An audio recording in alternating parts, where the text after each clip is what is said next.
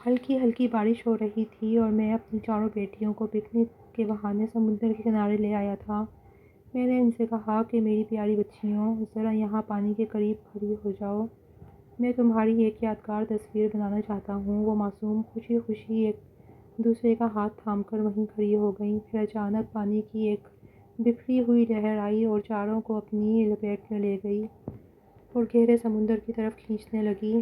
وہ چاروں معصوم جانیں لہروں کے نیچے تڑپنے لگیں۔ وہ اپنا ننھا سا ہاتھ میری طرف بڑھا رہی تھیں۔ ان کی آنکھوں میں خوف تھا اور زبان پر صرف ایک ہی پکار تھی، بابا ہمیں بچا لو، بابا ہمیں پکڑ لو۔ میں دور کھڑا خاموشی سے یہ سب دیکھ رہا تھا۔ میری آخری بچی نے بھی ڈوبتے ہوئے آخری بار میری طرف حسرت سے دیکھتے اور پھر وہ بھی لہروں کی نظر ہو گئی۔ جب وہ آخری پکار بھی خاموش ہو گئی تو میں نے ایک طویل سکون کا سانس لیا اور مڑ کر اپنے گھر کی طرف چل پڑا۔ میرا نام سجاد ہے اور میں ایک سرکاری اسکول میں معمولی سا مدرس ہوں۔ میری زندگی کی کہانی خوشیوں سے زیادہ سمجھوتوں اور قربانیوں کی داستان ہے۔ جب میں محض 22 سال کا تھا تبھی میرے سر سے باپ کا سایہ اٹھ گیا۔ ابا کے انتقال کے بعد گھر کی پوری ذمہ داری میرے ان خفیف کندھوں پر آ گئی۔ گھر میں 5 بہنیں تھیں اور میں اکیلا بھائی۔ ان کے مستقبل کی فکر نے میری اپنی جوانی کے تمام رنگ اڑا دیے۔ میں نے اپنی پوری زندگی ان کی خاطر وقف کر دی۔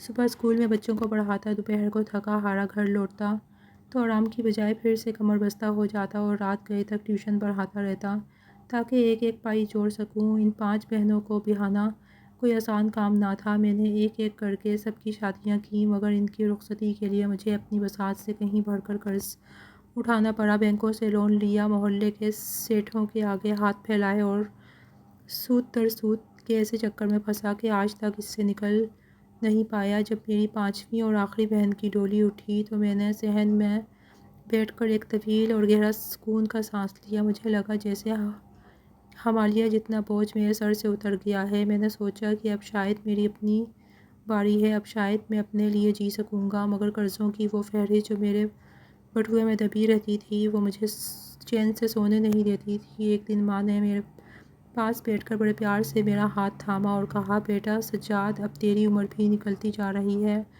میں نے تیری 5 بہنوں کے گھر بسا دیے، اب میری خواہش ہے تیرا بھی گھر آباد ہو جائے۔ میں نے اپنے پرانے واقف کاروں کے ہاں ایک لڑکی دیکھی ہے، بڑی نیک بخت اور صابر ہے، بس تو ہاں کر دے۔ میں نے ماں کی بات ٹالی نہیں مگر میرے ذہن میں ایک ہی حساب کتاب چل رہا تھا کہ اگر میری شادی کسی کھاتے پیتے گھرانے میں ہو جائے تو شاید سسرال سے ملنے والے جہیز اور نقدی سے میرا کچھ قرض اتر جائے۔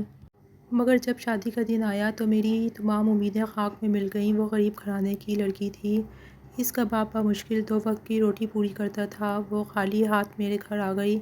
شادی کے پہلے ہی دن جب میں نے اس کے لائے ہوئے مختصر سے سامان کو دیکھا تو میرا دل کھٹا سا ہو گیا۔ ایک شام میں برآمدے میں بیٹھا چائے پی رہا تھا کہ ماں پاس آ کر بیٹھ گئی۔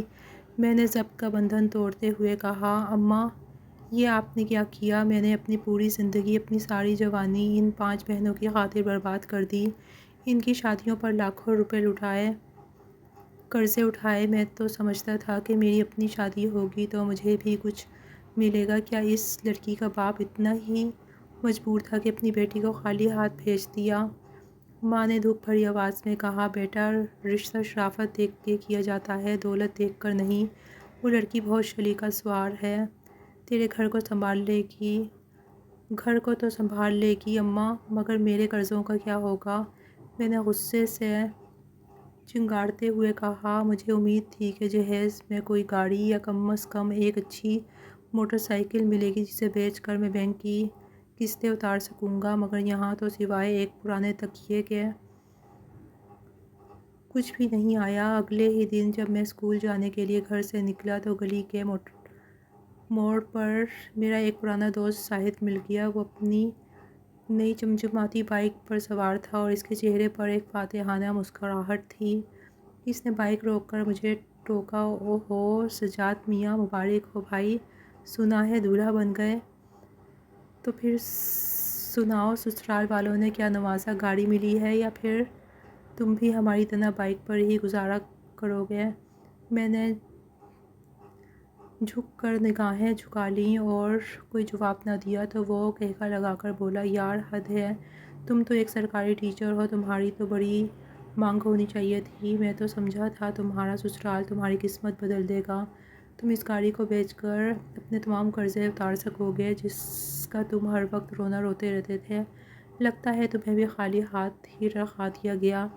دوست کی ان باتوں نے میرے زخموں پر نمک پاش دیا۔ میں تلملاتا ہوا اسکول گیا، مگر میرا ذہن وہیں اٹکا ہوا تھا۔ جب دوپہر کو گھر لوٹا تو میرا مزاج سخت برہم تھا۔ بیوی نے بڑی محبت سے میرے لیے کھانا لگایا۔ سالن کی خوشبو اچھی تھی، مگر میرے اندر کی کڑواہٹ نے اسے بھی زہریلا بنا دیا تھا۔ جیسے ہی میں نے پہلا نوالا لیا، مجھے نمک تھوڑا تیز محسوس ہوا۔ بس یہی وہ بہانہ تھا جس کی مجھے تلاش تھی۔ میں نے غصے سے تھالی اٹھائی اور پوری قوت سے اسے سامنے والی دیوار پر دے مارا۔ یہ کیا پکا کر لائی ہو؟ نہ تمہارے باپ نے کوئی جہیز دیا اور نہ ہی تمہیں سالن میں نمک کا اندازہ ہے۔ میری زندگی تم لوگوں نے جہنم بنا دی ہے۔ میری بیوی سہم کر کونے میں جا کر کھڑی ہو گئی۔ اس کی آنکھوں سے آنسو بہہ رہے تھے، مگر میرے دل میں اس کے لیے کوئی ہمدردی نہیں تھی۔ میرے سر پر صرف وہ قرض اور معاشرے کے طعنے سوار تھے۔ شادی کے 1 سال بعد جب میری بیوی امید سے ہوئی تو گھر میں ایک خوشی کی لہر دوڑ گئی۔ میری ماں صدقے واری جا رہی تھی، مگر میرے اندر ایک خوف سا بیٹھ گیا تھا۔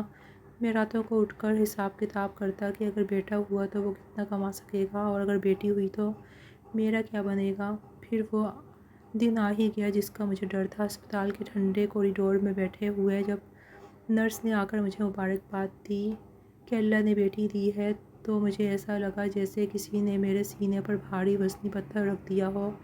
میں نے وہیں بینچ پر اپنا سر گرا لیا۔ جب ماں نے اندر جا کر اپنی پوتی کا چہرہ دیکھا تو وہ نہال ہو گئی اور باہر آ کر میرا ہاتھ تھام لیا۔ بیٹا سجاد، اللہ کا شکر ادا کر، گھر میں رحمت آئی ہے۔ دیکھ تو صحیح، بالکل تجھ پر گئی ہے۔ میں نے اپنی ماں کی طرف ایسی نظروں سے دیکھا جس میں صرف تلخی تھی۔ میں نے دبی آواز میں کہا، اماں کیسی رحمت؟ میں نے اپنی پوری جوانی 5 بہنوں کی شادیاں کرتے اور ان کے نخرے اٹھاتے گزار دی۔ ابھی ان کے قرضوں سے جان نہیں چھوٹی تھی کہ اب یہ ایک نیا سلسلہ شروع ہو گیا۔ اب پھر سے مجھے 20 سال ایک ایک روپیہ جوڑنا ہوگا، اس کی تعلیم، اس کے کپڑوں، اور پھر آخر میں جہیز کا وہ پہاڑ جو مجھے سر کرنا ہوگا۔ میں تو ساری زندگی بس دوسروں کی جوتیاں سیدھی کرتا رہوں گا، میرا اپنا کیا ہے؟ ماں نے مجھے سمجھانے کی کوشش کی، مگر میرا دل پتھر ہو چکا تھا۔ وقت گزرتا گیا اور میری بیٹی بڑی ہونے لگی، اور وہ جب بھی میرے پاس آتی تو میں اسے دیکھ کر صرف آنے والے خرچے کا حساب لگاتا۔ ابھی وہ بمشکل 2 سال کی ہوئی تھی کہ دوسری بیٹی پیدا ہو گئی۔ اب تو میرا پارا ہی ختم ہو گیا تھا۔ میں گھر میں کم اور باہر زیادہ رہنے لگا، کیونکہ گھر میں موجود ان بچیوں کی معصوم آوازیں مجھے اپنے قرضوں کی پکار لگتی تھیں۔ پھر تیسری بار جب میری بیوی حاملہ ہوئی تو میں نے پیروں فقیروں کے چکر کاٹے، اللہ سے گر گرا کر بیٹا مانگا، مگر قدرت کو شاید میری روح کا امتحان لینا تھا۔ اس بار جڑواں بیٹیاں پیدا ہوئیں، 4 بیٹیاں۔ یہ سنتے ہی میرے پیروں تلے سے زمین نکل گئی۔ اب میرا گھر مجھے گھر نہیں بلکہ ایک قید خانہ لگنے لگا تھا۔ میں جب بھی گھر داخل ہوتا ان 4 بچیوں کی ہنسی مجھے شور لگتی، ان کا میرے گلے لگنا مجھے بوجھ لگتا، اور ان کی چھوٹی چھوٹی معصوم فرمائشیں میرے زخموں پر نمک چھڑکتی تھیں۔ میرا دل چاہتا تھا کہ میں کہیں دور بھاگ جاؤں جہاں کوئی مجھے بابا کہنے نہ کہے۔ اسی دوران ایک شام میں چائے کے ہوٹل پر بیٹھا تھا کہ میرا وہی پرانا دوست زاہد آ گیا۔ وہ اپنی نئی موٹر سائیکل پر سوار تھا اور اس کی زندگی بڑی پرسکون نظر آ رہی تھی۔ اس نے مجھے دیکھ کر ایک طنزیہ کہکا لگایا، اوہ ہو سجاد بھائی، سنا ہے اب تو آپ کے گھر 4 رحمتیں ہو گئی ہیں، ماشاءاللہ، کیا قسمت پائی ہے آپ نے۔ پہلے 5 بہنوں کا بوجھ اٹھایا، اب ان 4 بیٹیوں کی شادیاں کرو گے۔ میاں تمہاری تو پوری زندگی بس دوسروں کی ڈولیاں اٹھانے میں نکل جائے گی۔ تم اپنے لیے کب جیو گے؟ کوئی گاڑی یا گھر تو تمہارا بننے سے رہا، بس ان بیٹیوں کے جہیز اکٹھے کرتے رہو۔ زاہد کی اس بات نے میرے دل میں ایک شیطانی جنون بھر دیا تھا۔ اس رات میں گھر واپس آیا تو اپنی 4 بیٹیوں کو سوتا ہوا دیکھ کر میرے دل میں ہمدردی کی بجائے نفرت کی ایک لہر اٹھی۔ مجھے لگا کہ یہ 4 بچیاں میری ترقی، میری گاڑی، میرے اچھے کپڑوں اور میرے سکون کی راستے میں سب سے بڑی دیواریں ہیں۔ اس رات میں نے ایک ہولناک فیصلہ کر لیا تھا۔ اگلی صبح آسمان پر گہرے بادل تھے اور ہلکی ہلکی بوندیں برس رہی تھیں۔ سمندر کا موسم بہت سہانا تھا، مگر میرے دل میں ایک طوفان مچا ہوا تھا۔ میں نے اپنی بیوی سے بڑے پیار سے کہا، آج موسم بہت اچھا ہے، میرا دل کر رہا ہے کہ میں اپنی بیٹیوں کو سمندر کی سیر کرانے لے جاؤں۔ میں نے ان کے ساتھ بہت وقت ضائع کر دیا ہے، اب میں ان کے ساتھ وقت گزارنا چاہتا ہوں۔ میری بیوی نے حیرت اور خوشی سے مجھے دیکھا، اس کی آنکھوں میں چمک آ گئی۔ اسے اپنے کانوں پر یقین نہیں آ رہا تھا، کیونکہ میں نے تو کبھی ان بچیوں کو ٹھیک سے گود میں بھی نہیں لیا تھا۔ اس نے جلدی جلدی چاروں کو تیار کیا، ان کے بہترین کپڑے پہنائے اور انہیں میرے ساتھ بھیج دیا۔ وہ معصوم میرا ہاتھ تھام کر چہکتی ہوئی گھر سے نکلی۔ انہیں کیا معلوم تھا کہ ان کا اپنا باپ، جس کی وہ انگلی تھام کر چل رہی ہے، انہیں موت کے گھاٹ اتارنے جا رہا ہے۔ میں انہیں سمندر کے اس ویران مقام پر لے گیا، جہاں لہریں بہت سرکش اور گہری تھیں۔ میں نے انہیں پانی کے بالکل قریب ایک قطار میں کھڑا کیا اور کہا، میری پیاری بچیوں، یہاں کھڑی ہو جاؤ، میں تمہاری ایک یادگار تصویر بنانا چاہتا ہوں۔ وہ معصوم خوشی خوشی وہیں کھڑی ہو گئیں۔ پھر اچانک پانی کی ایک بہت تیز اور بڑی لہر آئی۔ ان چاروں نے ڈر کر میری طرف ہاتھ بڑھائے۔ ان کی آنکھوں میں خوف تھا اور زبان پر صرف ایک ہی پکار تھی، بابا ہمیں بچا لو، ہمیں پکڑ لو۔ وہ لہر ان کے ننھے وجودوں کو اپنی لپیٹ میں لے کر گہرے سمندر کی طرف کھینچنے لگی۔ میں دور کھڑا ساکت و جامد دیکھتا رہا۔ پہلی بیٹی ڈوبی، پھر دوسری، پھر تیسری، اور جب میری چوتھی اور آخری بچی کی پکار بھی اس شور میں دب گئی تو میں نے ایک طویل اور گہرا سکون کا سانس لیا۔ میرا بوجھ اتر چکا تھا، مگر اب مجھے دنیا کو دکھانے کے لیے ایک نیا روپ دھارنا تھا۔ میں نے خود کو سمندر کے پانی میں بھگو لی، اپنے کپڑے کیچڑ میں لت پت کیے، اپنے بال بکھیرے اور ننگے پاؤں روتا پیٹتا گھر کی گلی میں داخل ہوا۔ تباہ ہو گیا میں، لٹ گیا میں نے دھاڑیں مار کر رونا شروع کیا۔ میری ماں اور بیوی دوڑتی ہوئی باہر آئی۔ کیا ہوا سجاد، بچیاں کہاں ہیں؟ بیوی نے لرزتی آواز میں پوچھا۔ میں نے زمین پر بیٹھ کر اپنا سینہ پٹکا اور چیخ کر کہا، وہ لہریں، وہ ظالم لہریں۔ میں انہیں تصویر کے لیے کھڑا کر رہا تھا کہ اچانک ایک دیو ہیکل لہر آئی۔ میں نے انہیں بچانے کی بہت کوشش کی۔ دیکھو میرے کپڑے، میں خود مرتے مرتے بچا ہوں، پر میں اپنی بچیوں کو نہیں بچا سکا۔ وہ سب میری آنکھوں کے سامنے بہہ گئیں۔ میری اداکاری اتنی جاندار تھی کہ ان بیچاروں کو ذرا بھی شک نہ ہوا کہ ان کے سامنے کھڑا شخص ہی ان کا قاتل ہے۔ پورا گھر ماتم کدہ بن گیا اور میں اندر ہی اندر اس سکون کا مزہ لے رہا تھا کہ اب مجھے کسی کا جہیز نہیں بنانا پڑے گا۔ بچیوں کے جانے کے کئی ماہ بعد تک میرے گھر کی فضا میں ایک عجیب سی گھٹن رہی۔ میری بیوی تو جیسے بولنا ہی بھول گئی تھی۔ وہ گھنٹوں صحن میں لگی اس پرانی بیڑی کے نیچے بیٹھی رہتی تھی اور خالی نظروں سے سامنے دیواروں کو تکتی رہتی تھی۔ اسے لگتا تھا کہ شاید اس کی چاروں بیٹیاں دیوار کے پیچھے سے ابھی ہنستی ہوئی نکلیں گی اور اسے امی کہہ کر پکاریں گی، مگر میرے اندر ایک عجیب بے رحم اور شیطانی قسم کا سکون تھا۔ میں نے اپنے ذہن سے ان چاروں کے چہرے مٹا دیے تھے۔ میں جب بھی رات کو اکیلا ہوتا اپنا حساب کتاب والا رجسٹر نکالتا اور ان لکیروں کو کاٹ دیتا جو ان کے جہیز کے لیے میں نے بنائی تھیں۔ میں آزاد ہو گیا تھا، کم از کم اس وقت مجھے یہی لگتا تھا۔ 2 سال گزرے تو اللہ نے ہمارے سونی گود ہری کر دی اور میں اس بار جڑواں بیٹے پیدا ہوئے۔ میری خوشی کی کوئی انتہا نہ تھی۔ میں نے پورے محلے میں مٹھائیاں بانٹیں، اسکول کے ہر چپراسی اور ٹیچر کو دعوت دی اور فخر سے سر اٹھا کر چلنے لگا۔ میں اپنی ماں کے قدموں میں بیٹھ کر کہتا، دیکھا اماں، اللہ نے میری سن لی، آخر میرے گناہوں کی سزا مجھے کیوں ملتی؟ میں نے تو سارا جیون اپنی بہنوں کی خاطر وار دیا تھا۔ یہ بیٹے اب میرا مان بڑھائیں گے۔ کچھ عرصے بعد اللہ نے ایک اور بیٹا دیا۔ اب میں 3 بیٹوں کا باپ تھا۔ میری ماں کی تو جیسے جینے کی تمنا پوری ہو گئی تھی، مگر میری بیوی کی آنکھوں میں وہ ویرانی اب بھی قائم تھی۔ وہ بیٹوں کو دیکھ کر مسکراتی تو تھی، پر اس کی مسکراہٹ کے پیچھے ایک ایسا کرب تھا جسے وہ صرف ماں ہی سمجھ سکتی تھی، جس کی 4 بیٹیاں اس کے سامنے لہروں کی نظر ہو گئی تھیں۔ وقت کسی بے رحم لہر کی طرح بہتا چلا گیا۔ میں نے ان تینوں بیٹوں کو کسی شہزادے کی طرح پالا۔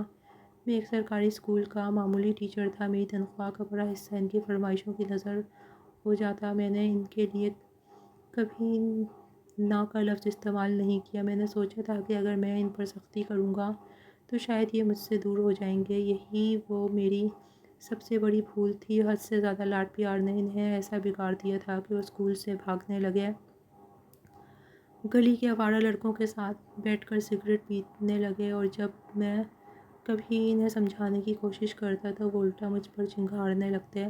وہ میری عزت نہیں کرتے تھے، بلکہ وہ مجھے صرف ایک پیسے نکالنے والی مشین سمجھتے تھے۔ اسی دوران میری ماں کا انتقال ہو گیا، اور ان کے جاتے ہی جیسے میرے گھر کی آخری برکت بھی ختم ہو گئی۔ اب گھر میں صرف میری خاموشی، میری بیوی اور وہ تینوں باقی بیٹے رہ گئے تھے۔ میں اکثر راتوں کو اٹھ کر سوچتا کہ کیا میں نے ان کے لیے وہ سب کیا جس کی وجہ سے یہ آج مجھے آنکھیں دکھاتے ہیں۔ پھر وہ وقت آیا جب میں اپنی ملازمت سے ریٹائر ہو گیا۔ ریٹائرمنٹ کے دن مجھے لاکھوں روپے پینشن اور گریجوٹی ملی۔ میں نے سوچا تھا کہ اب ان پیسوں سے میں ان کا مستقبل سنوار دوں گا، ان کے لیے کوئی چھوٹا موٹا کاروبار شروع کروں گا تاکہ وہ اپنے پیروں پر کھڑے ہو سکیں اور میری سفید پوشی کا بھرم رکھ سکیں۔ مگر میرے بیٹوں کی نظریں صرف ان پیسوں پر تھیں۔ ریٹائرمنٹ کے دوسرے ہی دن میرا بڑا بیٹا، جس کی آنکھوں میں عجب سی وحشت تھی، میرے کمرے میں داخل ہوا۔ اس کے پیچھے باقی دونوں بھی کھڑے تھے جیسے کوئی محاذ فتح کرنے آئے ہوں۔ بابا، ہمیں پتہ ہے آپ کو بینک سے بہت سے پیسے ملے ہیں، اب اس پرانی بائیک اور بسوں کے دھکے نہیں کھانے۔ ہمارے سب دوستوں کے پاس گاڑیاں ہیں، آپ وہ سارے پیسے نکالیں، ہم نے نئی گاڑی لینی ہے۔ بڑے بیٹے نے تحکمانہ لہجے میں کہا، جسے وہ باپ نہیں کوئی جج ہو۔ میں نے لرزتی آواز میں اسے سمجھانے کی کوشش کی کہ بیٹا، یہ پیسے تمہاری زندگی بنانے کے لیے ہیں۔ میں تمہارے لیے دکانیں بنواؤں گا، تمہاری شادیاں کروں گا۔